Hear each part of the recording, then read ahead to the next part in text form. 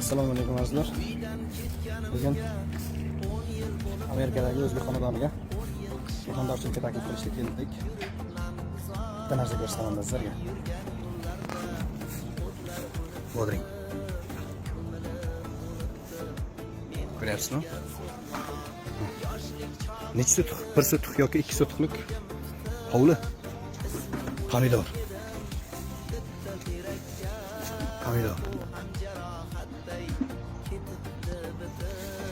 O'zbekistondan uzum kelgan. O'zbekistondan uzum kelgan. Shu kichkina soldi dedi. Shivit. Shivit biladi, hamma ko'pchilik. Hamma biladi. Mana uzum. Mana solgan uzum.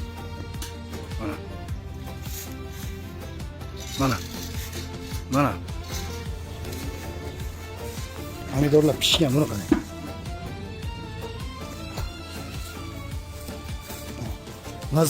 Nazbay deb biladi, hamma. Ko'z tegmasin, gap yo'q ekan. Hozir yana bitta narsa ko'rsataman. Bu nimadir dedi?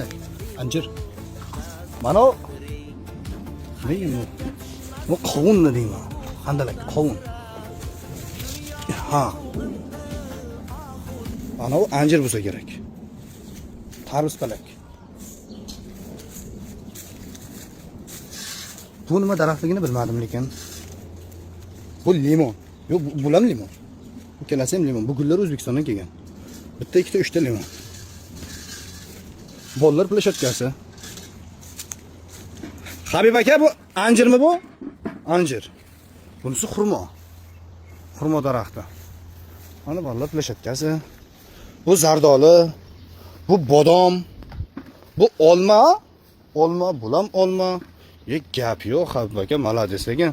Buni qarang. Bolgarskiy, qalampir. Gap yo'q. Bu nima?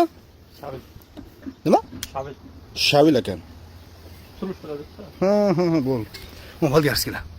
Ana. Bu yoqqa endi yengilgina tayyorgarlik bo'lyapti, xudo xolasa. Baqlajon.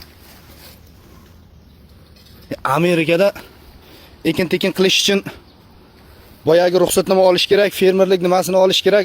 Bu yoq deydi, aka. Baribir qiladi, ha? Baribir qiladi, ha? Baribir tortadi ko'zi. Gap yo'q lekin.